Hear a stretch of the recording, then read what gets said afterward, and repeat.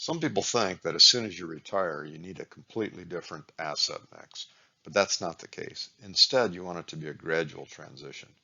When you're more than 20 years out from retirement, you want to take a pretty aggressive position with your assets. However, after that time, you want to start making a smooth transition to a more conservative mix. You can see here when you're 40 or 45, you're going to be pretty heavily invested in stocks and real estate. And then as you inch up to retirement, you're going to start putting a little bit more in bonds and eventually in some in cash, a little bit less in stocks. But a point to be made here is that when you go into retirement and through retirement, the asset allocations don't change a whole lot. It's a pretty smooth transition. Okay, let's see how this might look when using the annuity calculator in the double bucket method on the website. When you go to the website, which is thedoublebucket.com, click on the Variable Annuity Calculator tab. We're going to assume that you're familiar with this calculator. If not, you may want to watch the basic series of videos after you complete this video. But what we have is an individual that's 40 years of age currently, wants to retire at age 65 and hopefully live to age 95.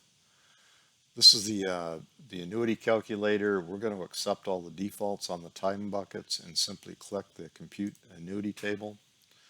This generates quite a large annuity table going from age 40 on up to 95 for a span of 55 years. This last column is the double bucket income factor. It's what you use to derive your yearly withdrawal amount. And since you're not withdrawing up until age 65, it's zero up until that point. After that point, you simply take this number and divide it into your principal, and that determines your withdrawal amount. If we look at the asset allocation, it's pretty aggressive here early on with S&P 500, NASDAQ, international stocks, and real estate. And then up until age 50, it starts going a little more conservative.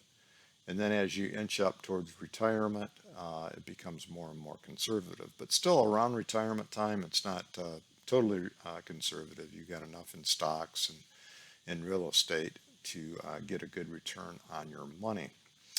Now, one important thing to note here is the transition's very smooth going across retirement. It doesn't change too much. The only amount that does change somewhat significantly is cash, because when you're in retirement, you want enough cash to make it through any short-term downturns in the market.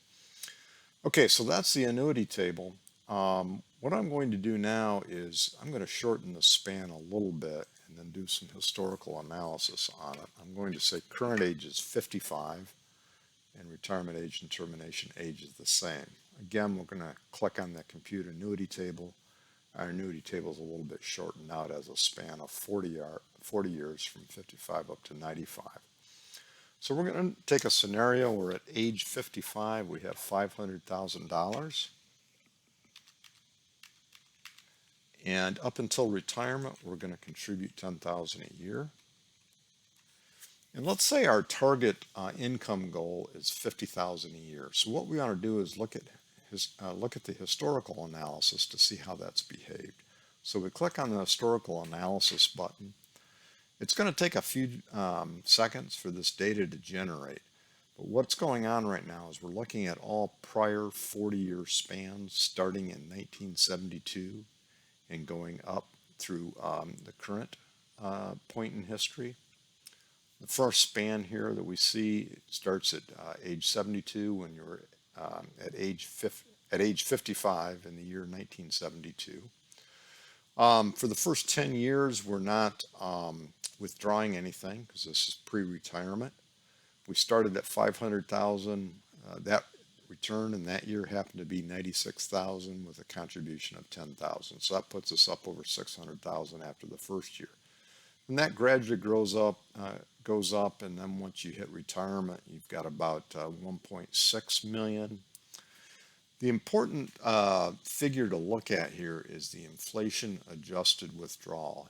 We said your target was 50,000, so we want to look at the inflation adjusted equivalent, and it's at 44,000. So we're pretty close. This column here is the actual withdrawal amount, but that's not as significant. So this is one span that happened to hit 44,000. What you could do now is search through this table, and we're going to search for 65 comma and try to get all occurrences of going into retirement in other spans. You hit some that you don't care about, but the one we want to look at are at age 65 here. I'm going to continue to go through the spans. Okay, so now we're looking at the span starting in 1976. At age 65, our income withdrawal then was 75,000. So that just means that leading up to that point, that inflation might have been a little bit less and the market was pretty good. So you'll see some variance, although that's kind of extreme. It went from 47 up to 75. But anyways, that gives you an idea of how this would perform over past points in history. Okay, so that concludes this demo. At this point in time, we encourage you to go out to the website and experiment with a calculator for your own situation. Thank you for watching.